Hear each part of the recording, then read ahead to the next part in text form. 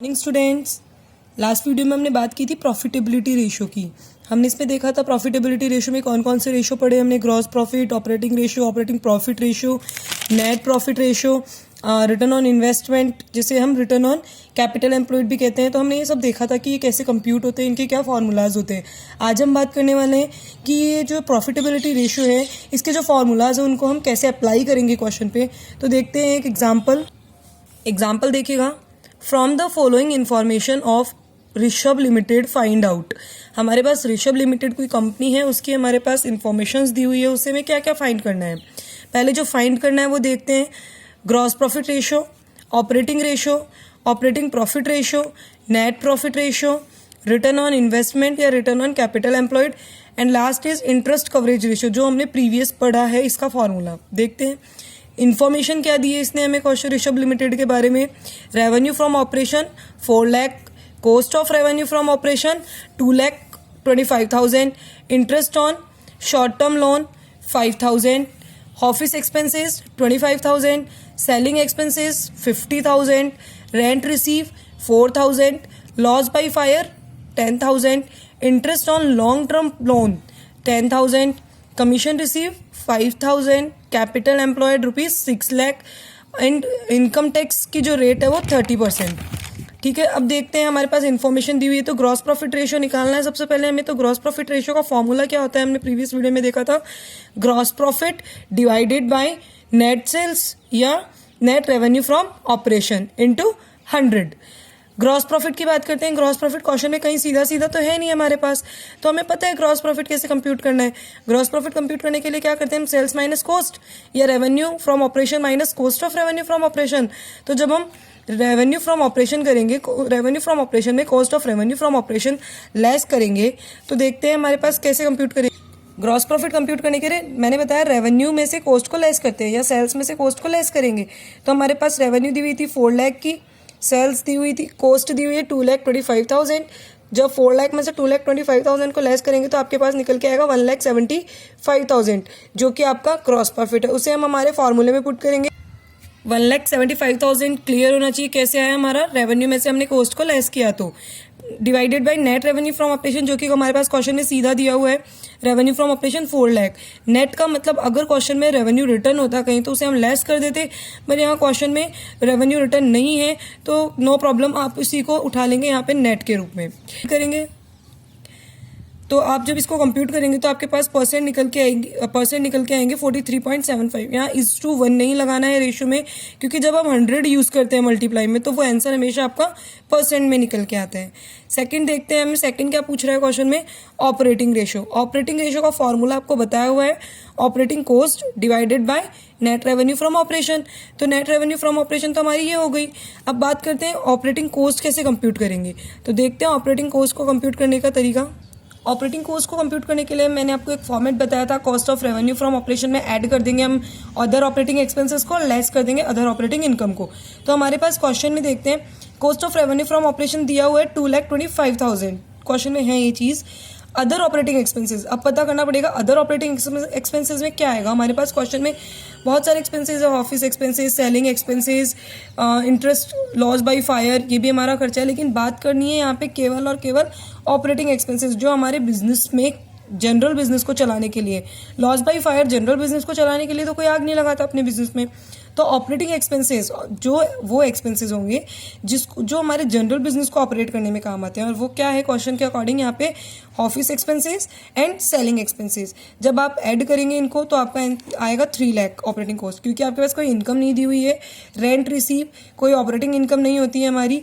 Okay, अगर हमारे पास commission receive होता, डिविडेंड रिसीव होता तो हम उसको यहाँ से डिडक्ट कर देते, पर क्वेश्चन में ऐसा है कमीशन रिसीव है क्वेश्चन में, बट यहाँ कमीशन रिसीव जो है उसे ऑपरेटिंग इनकम नहीं लेनी है।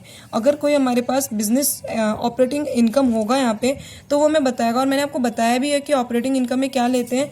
देखो प्रीवियस यहाँ बताया हुआ भी है कि ऑपरेटिंग इनकम में क्या करना है हमें, रेवेन्यू में से कॉस्ट को लेस करना है। तो वो हमारी ऑपरेटिंग इनकम निकल के आनी है। लेकिन हमें वहाँ कंप्यूट क्या करना है, ऑपरेटिंग कॉस्ट कंप्यूट करनी है। ऑपरेटिंग इनकम की बात हो रही है सिर्फ यहाँ पे, तो ऑपरेटिंग इनकम ऐसे निकलती है, लेकिन हमारे पास क्वेश्चन में सीधे कोई ऑपरेटिंग इनकम नहीं दी हुई है। तो हमें क्या करना होगा, हमारे पास कॉस्ट है, कॉस्ट में ऐड कर देंगे एक्सपेंसेस, और जो आएगा वो हमारा ऑपरेटिंग कॉस्ट हो जाएगा। अगर क्वेश्चन में ऑपरेटिंग इनकम भी होती किसी तरीके की तो हम उसे डिडक्ट करते हैं और बाद में वो क्या बनता हमारा ऑपरेटिंग कॉस्ट। ऑपरेटिंग कॉस्ट हमारा 3 लाख आया, फॉर्मूले में हमने पुट किया operating cost 3 lakh divided by हमारे पास रेवेन्यू, तो सबको पता है हमारे पास रेवेन्यू कितनी है, रेवेन्यू 4 लाख है, इंटू 100 करना है हमें फॉर्मूले के अकॉर्डिंग।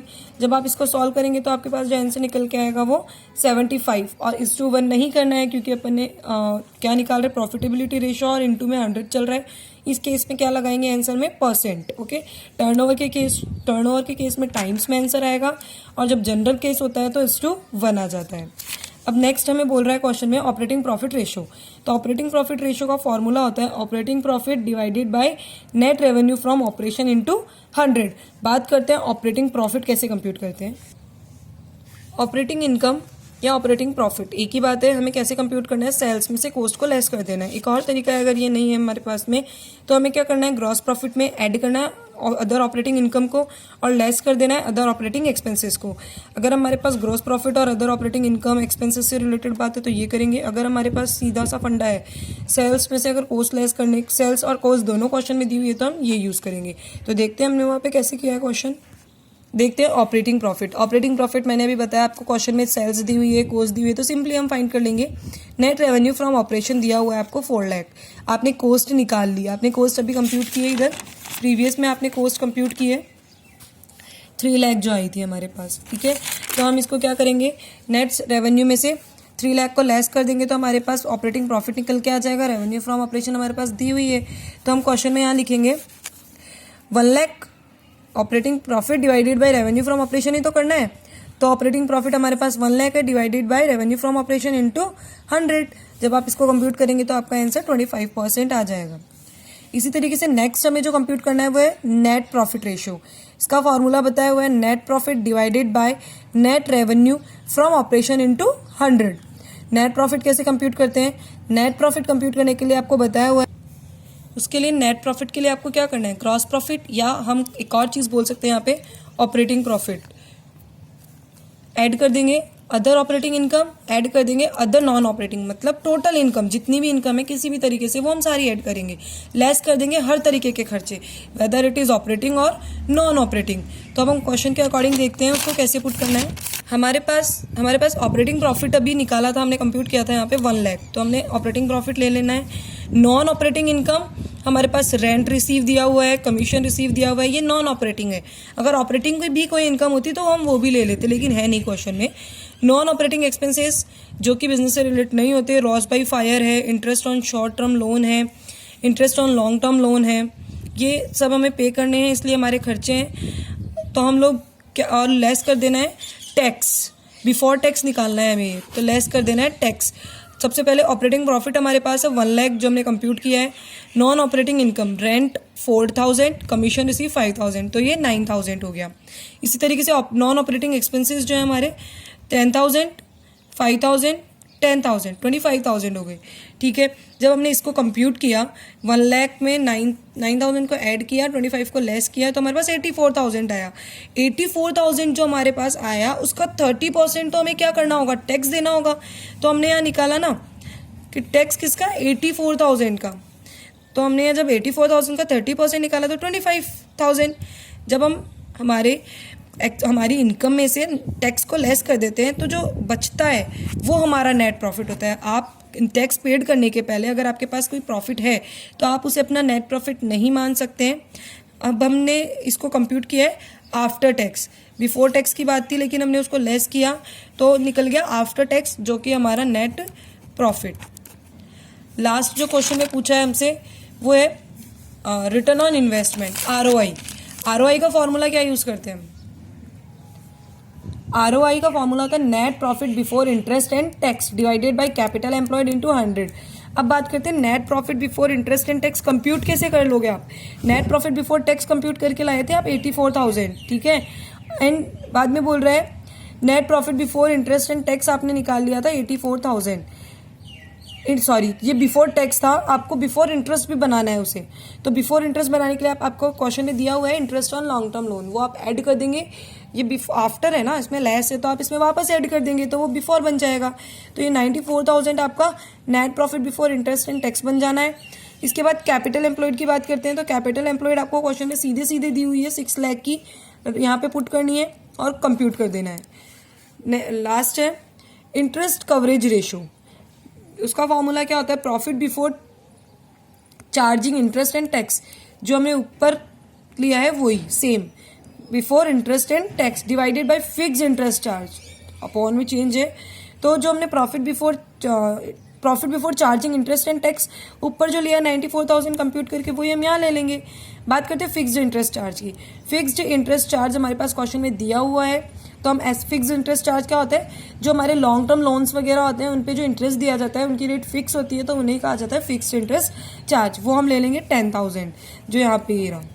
जब हम इसको कंप्यूट करेंगे तो हमारा ध्यान देना थोड़ा सा, ये परसेंट में क्यों नहीं आया, क्योंकि ये इंटरेस्ट कवरेज रेशियो है, प्रॉफिटेबिलिटी का पार्ट नहीं है।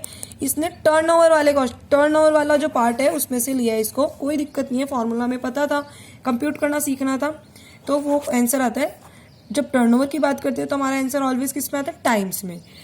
फिक्स्ड इंटरेस्ट चार्ज मीन्स मतलब बताया यहाँ पे interest on long term loan. Clear है, मैंने भी बता दिया है आपको। ओके, नेक्स्ट वीडियो में बात करेंगे हम लास्ट जो हमारा पॉइंट बचा है उसके बारे में।